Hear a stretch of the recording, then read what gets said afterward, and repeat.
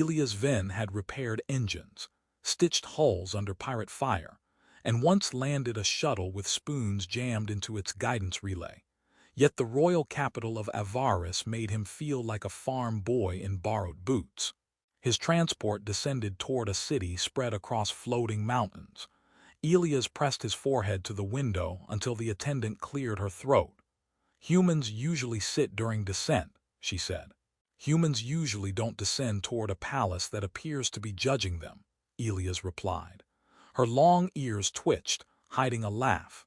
He had been invited after restoring an ancient orbital relay declared dead. Elias had done it by removing a ceremonial gold panel no one dared touch and reconnecting two loose conduits behind it. The Empire called it genius. Elias called it checking behind the decoration. The repair reopened a corridor closed for 3 centuries, earning him an invitation to the Festival of Stars. The palace entrance could swallow a battleship. Honor guards stood in mirrored armor while mechanical birds projected ribbons of light. Elias stepped onto the black glass floor and saw his reflection repeated beneath his boots. "Excellent," he muttered. "Even the floor has witnesses." A palace guide named Taryn approached. She looked almost human except for her elegant ears and faint silver markings. "Speak only when addressed, bow when the queen raises her left hand, remain still when the royal chimes sound, and never touch the floating crowns." Elias glanced at 6 jeweled circlets drifting beside the wall. "Has that happened before? Twice. To humans. To 1 ambassador and 1 cleaning machine. The machine was probably framed." Taryn's composure cracked. They passed whispering portraits and walls that rearranged themselves to guide guests. Nobles gathered beneath a ceiling displaying the night sky in real time. Their eyes followed Elias with careful suspicion. Some wore circuitry-threaded silk. Others carried shimmering ceremonial blades. Elias had faced armed smugglers with friendlier expressions. At the far end of the hall, Queen Saelira stood beneath a suspended sphere of starlight. She was tall and striking, silver blonde hair falling over dark armor, luminous stones decorating her long ears.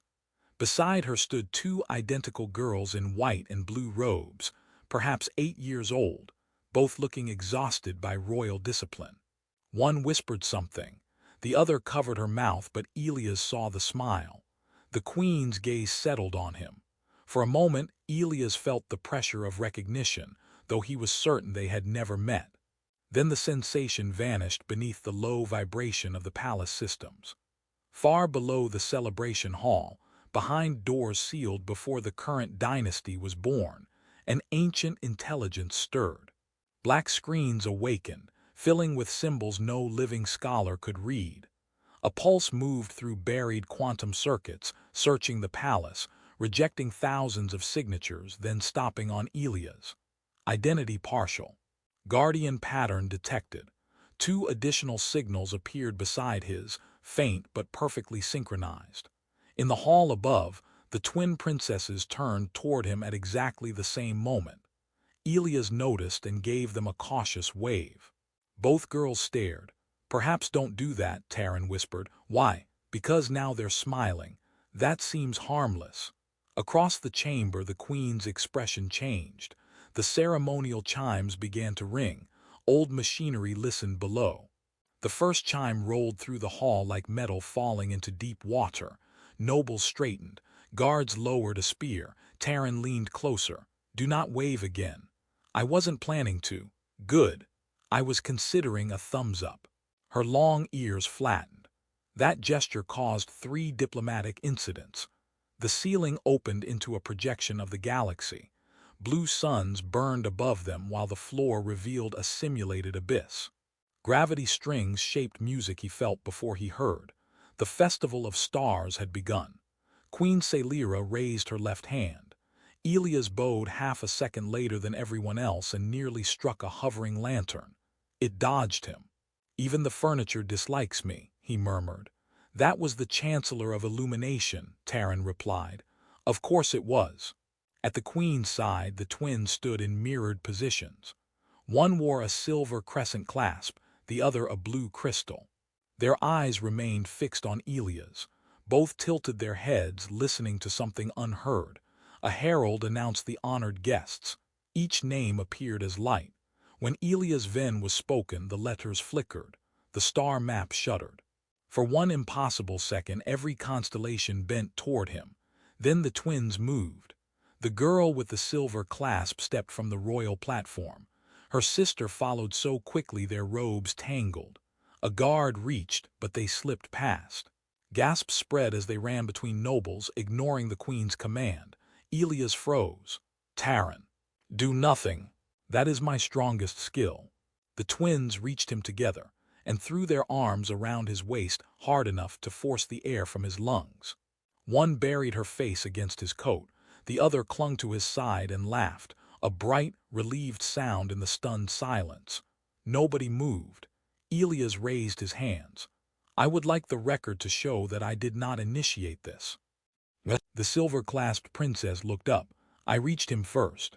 "You did not," her sister said. "My left hand touched him first."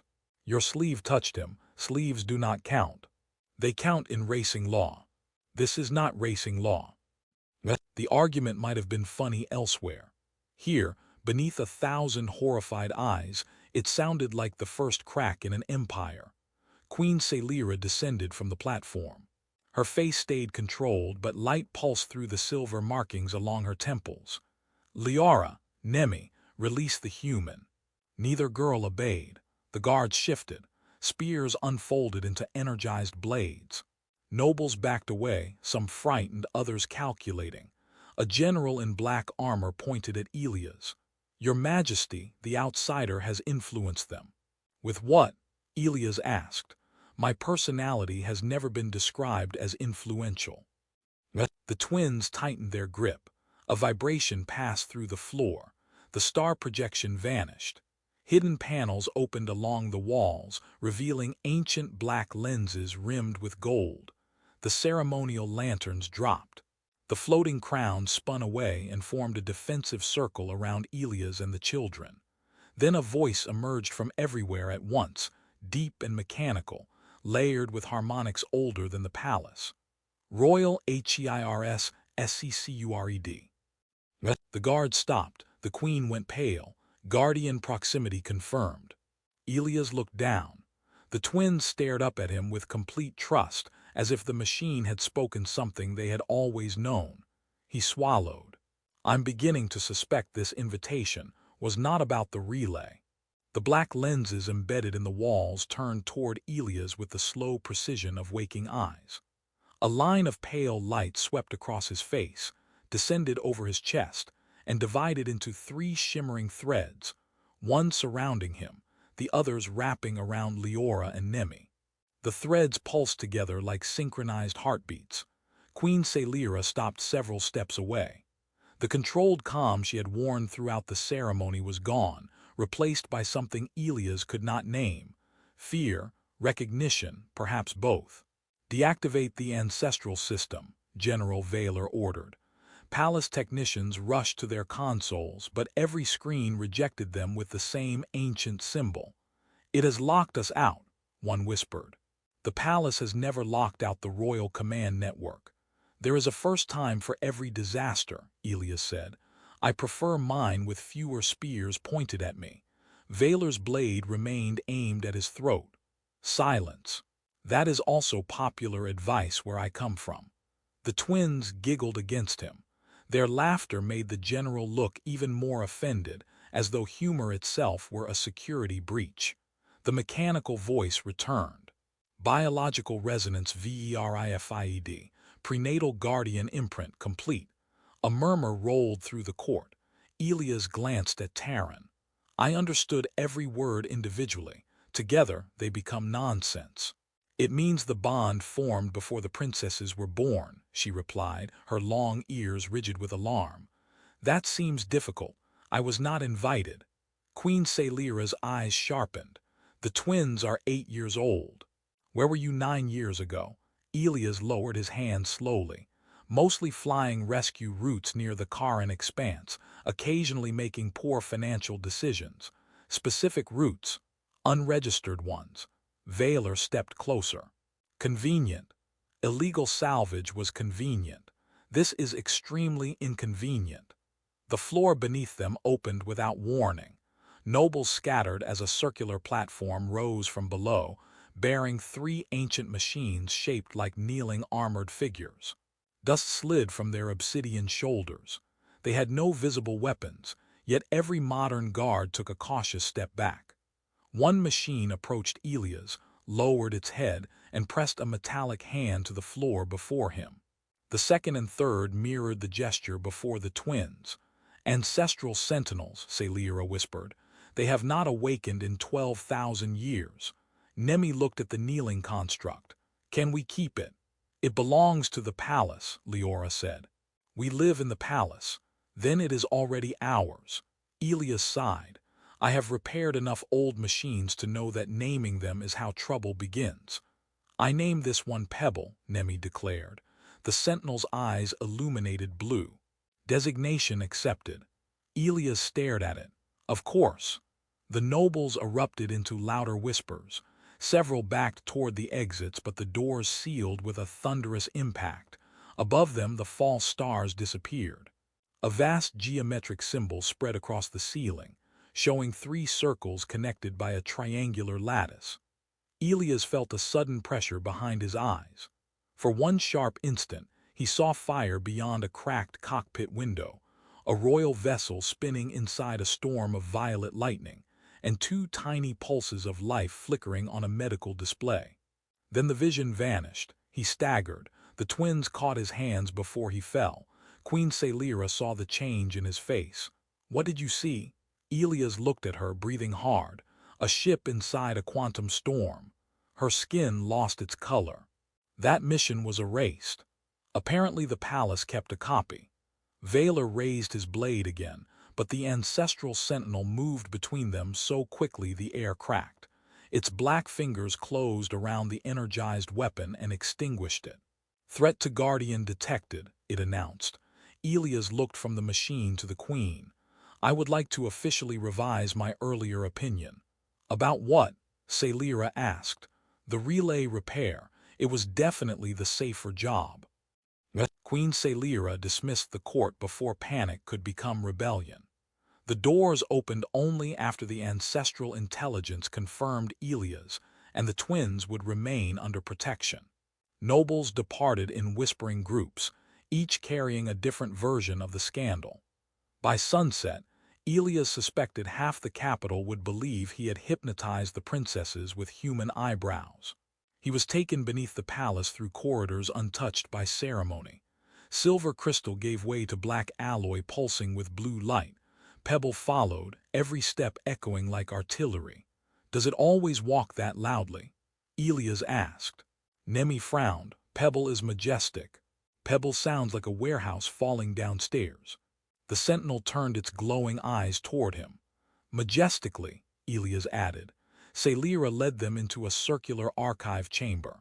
At its center floated a sphere of frozen violet lightning. Images flickered inside it, stars bending, metal tearing, a ship tumbling through darkness. Elias stopped. I know that storm. 9 years ago, Saelira said, before my daughters were born, our medical vessel crossed the Kharan expanse. A spatial rupture formed. The ship vanished for 11 minutes. Outside, Elias murmured. Inside could have been hours. Her long ears lowered. You understand quantum drift. I understand being late because time became creative. Liora and Nemi took his hands. Light burst across the chamber, forming a memory around them. Elias saw his younger self inside a rescue cockpit. Warning lights painted his face red. His shuttle shook as a broken royal vessel spun ahead, half swallowed by the storm. He remembered the distress signal now, not words, only a pulse hidden beneath static. The younger Elias struck the console. I do not care that survival probability is 6%. Round it up. The twins laughed. You argued with your computer, Liora asked. It was being negative. The recording continued. Elias drove into the rupture and fired magnetic tethers into the royal ship. Through the fractured hull, a medical pod appeared holding Saelira in stasis. Two tiny life signs pulsed beside hers. "I never saw the rescuer," Saelira whispered. "You were unconscious. Also, I looked terrible." "You still do," Nemi said. "Thank you, Your Highness." Then the archive revealed what his damaged memory had hidden. As the corridor collapsed, Elias rerouted his shuttle's neural field through the medical pod, using his own brain patterns to stabilize its failing systems. The unborn twins synchronized with his signal. For 12 seconds, all three heart rhythms became one. Guardian imprint established during prenatal neural formation, the ancient intelligence said. Saelira covered her mouth. The queen, who had faced fleets without flinching, looked at Elias as though history had shifted beneath her feet. "You saved them." "I saved a ship. I didn't know who was inside." "That does not make it smaller." The memory showed the royal vessel escaping, while Elias' shuttle was thrown into an asteroid field. Smoke filled his cockpit as his younger self recorded a final message. "To whoever built that engine, your coolant manifold is backward. Your emergency controls are decorative, and I hope your descendants apologize." Saelira glanced upward. "The chief designer was my ancestor." Elias winced. "Then this meeting is politically awkward." For the first time, the queen laughed. The twins grinned as if they had won a war. Then the archive sphere cracked. Violet lightning spilled across the floor. Pebble stepped forward as warning symbols ignited over its armor. Anomaly reactivation detected. The frozen image of the storm began to move. Space opened inside the sphere like an eye, revealing impossible stars. Elias tightened his grip on the twins' hands. "It appears," he said as the rupture widened, "that my complaint reached the wrong department." The rupture unfolded in layers of violet space, revealing fractured stars and the ghostly rescue vessel from 9 years earlier. Alarm glyphs flooded the archive. Pebble planted itself before the twins while Queen Saelira summoned a containment field from her wrist armor. It formed, shimmered, then collapsed with the embarrassed sound of a machine pretending nothing had happened. "That was reassuring," Elias said. "It was designed by the Royal Science Council." "Then I withdraw my surprise." The archive sealed the chamber. External authority challenge detected. General Valer's voice burst from a speaker. "Your Majesty, 12 houses demand public verification. They claim the human corrupted the archive." Elias glanced at the living storm. "Naturally, I always sabotage ancient quantum systems before dinner." Within an hour, the court assembled behind portable shields, while scientists surrounded the platform with diagnostic drones. Elias entered with the twins beside him and Pebble behind, making enough noise to silence every whisper. Nemi leaned closer. "Pebble likes dramatic entrances. Pebble likes structural damage." Lady Orastra stepped forward, blue crystals wound around her long ears. "A memory can be manufactured. A bond can be forged. We require proof untouched by the human." "Request accepted," the archive intelligence said. The hall darkened. A quantum recording formed around them, turning the court into witnesses inside the Karan storm. Lightning passed through their bodies. The younger Elias' shuttle appeared overhead, hull scorched, one engine burning. "Survival probability 5.8%, his navigation AI warned. "Rounded up. To what value?" "Something emotionally useful." Reluctant laughter moved through the nobles. The scene shifted. Elias crawled through the damaged royal vessel while gravity reversed every few seconds. At the coolant manifold, he stared at its jeweled cover. Whoever built this hated mechanics, physics, and possibly hands. Several royal engineers lowered their eyes. He tore away the decoration, found a severed conduit and bridged it with the clasp from his boot. The failing core stabilized. Lady Orastra's smile disappeared. Then Elias connected his neural interface to Saelira's medical pod. 3 pulses appeared, his own and the twins. They aligned until the storm seemed to breathe with one heart. An encrypted seal stamped the event. Guardian bond authentic, sacrifice voluntary, identities unknown to rescuer. Saelira faced the nobles. Does any house still accuse him? No one answered.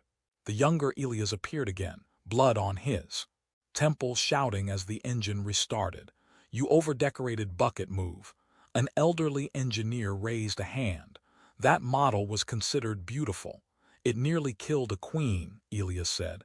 "Yes, but beautifully." Even Saelira laughed. Then the reconstruction distorted. The car and storm twisted around the vessel, and something enormous moved beyond it, an angular shadow composed of black light. It had been hidden inside the oldest layer of the recording, waiting behind frozen time.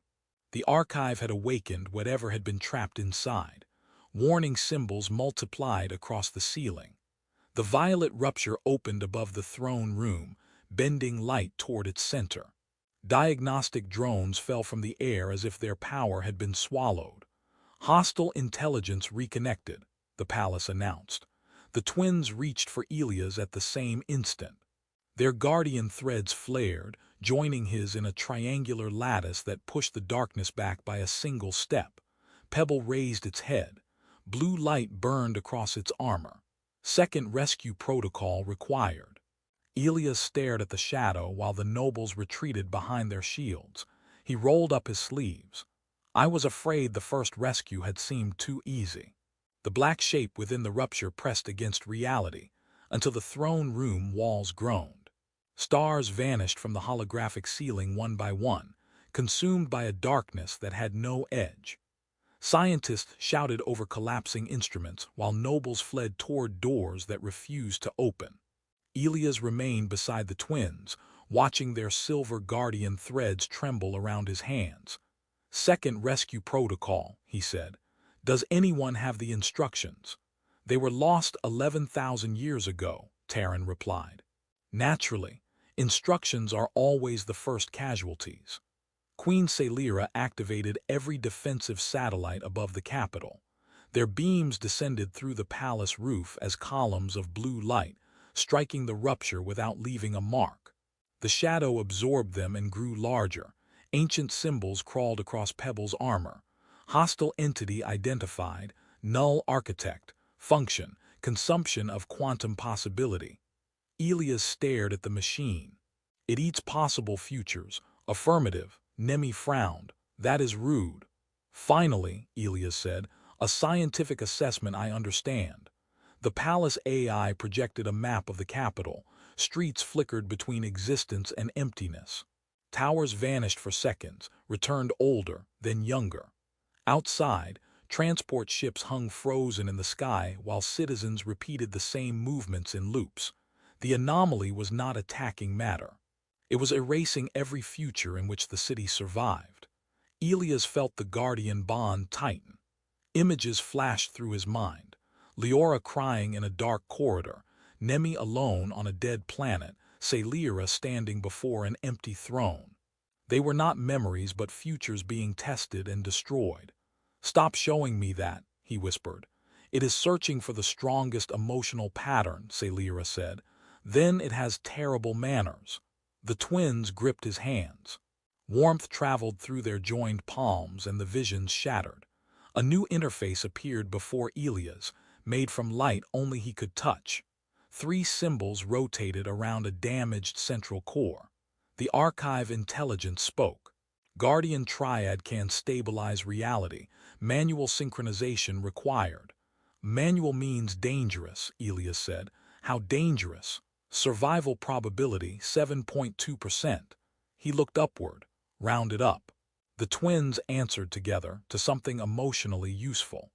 Even Saelira laughed, though tears shone in her eyes. Elias knelt before the children. "I need both of you to listen carefully. The system will react to fear. If you panic, tell a joke." Liora frowned. "What kind?" "A bad one. Bad jokes are stronger because they survive anything." Nemi raised her hand. "Why did the royal engine cross the galaxy?" "Why?" "Because its coolant manifold was backward." Elias covered his face. "Excellent. The universe may surrender voluntarily." They entered the interface together.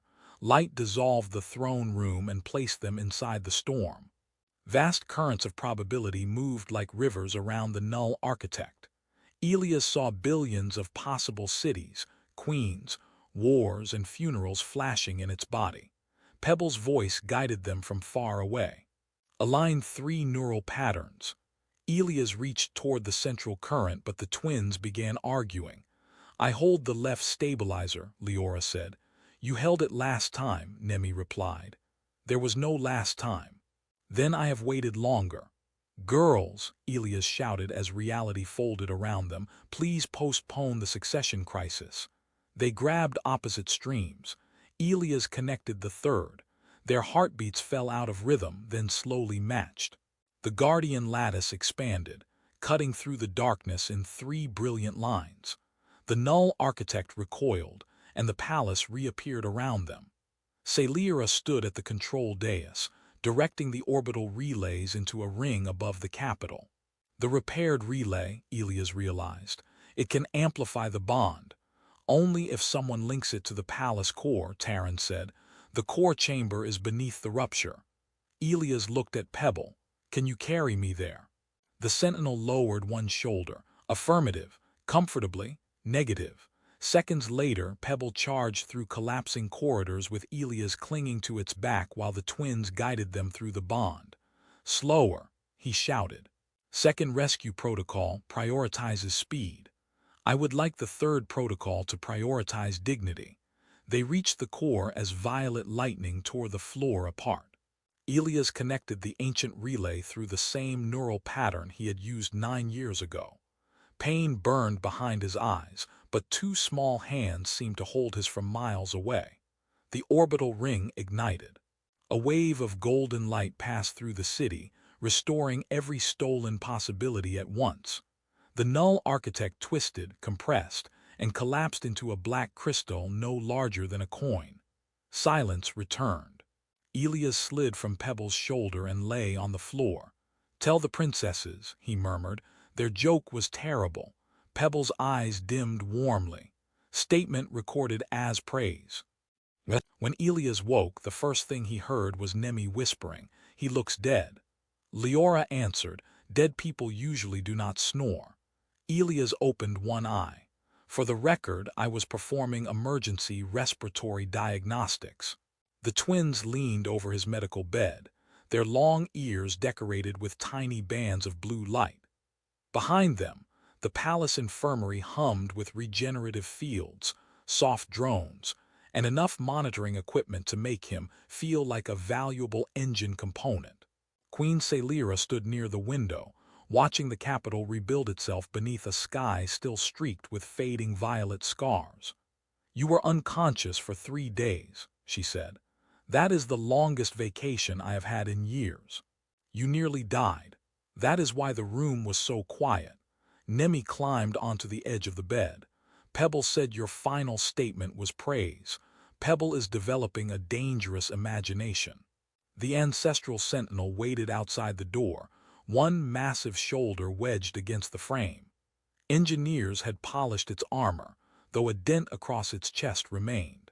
Nemi had refused to let them remove it because, according to her, heroes needed visible damage.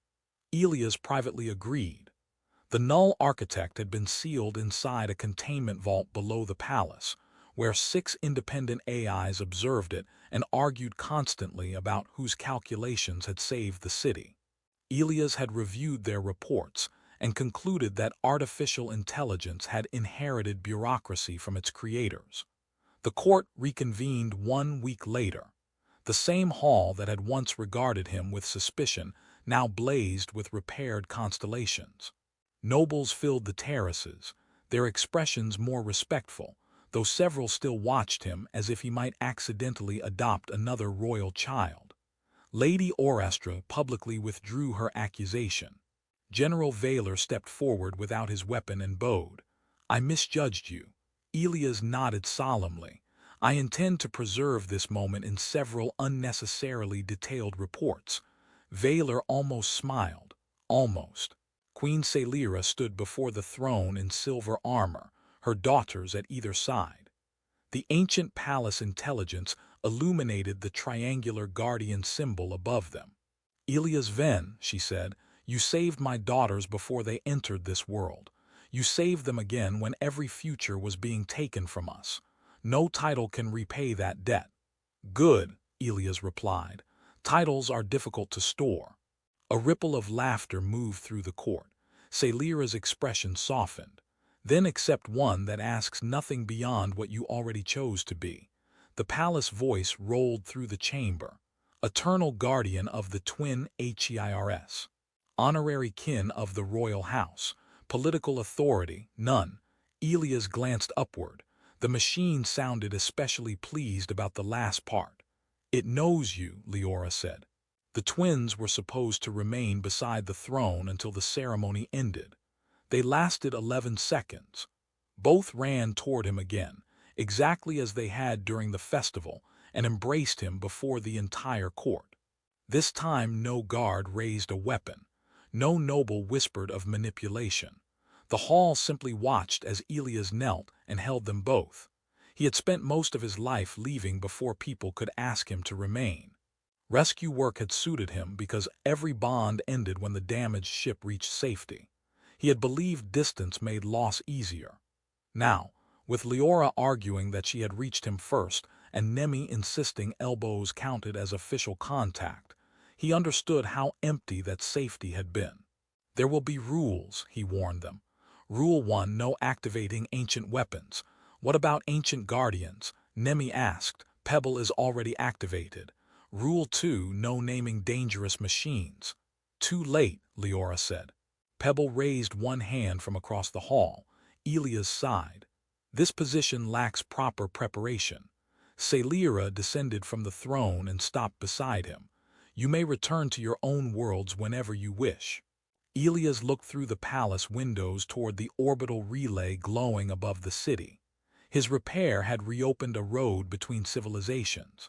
Soon human ships would arrive openly, not as trespassers or suspicious outsiders, but as partners. I will still fly, he said. I will still repair things nobody sensible would touch. We know, Saelira replied, but Elias looked at the twins. But I suppose every pilot requires a home port. The girls cheered. The court applauded. Pebble attempted to clap and cracked a section of decorative flooring. Elias stared at the damage. My first official duty, he announced, will be teaching that machine restraint. Probability of success, Pebble replied, 2.1%. Elias smiled as the restored stars turned above them, rounded up.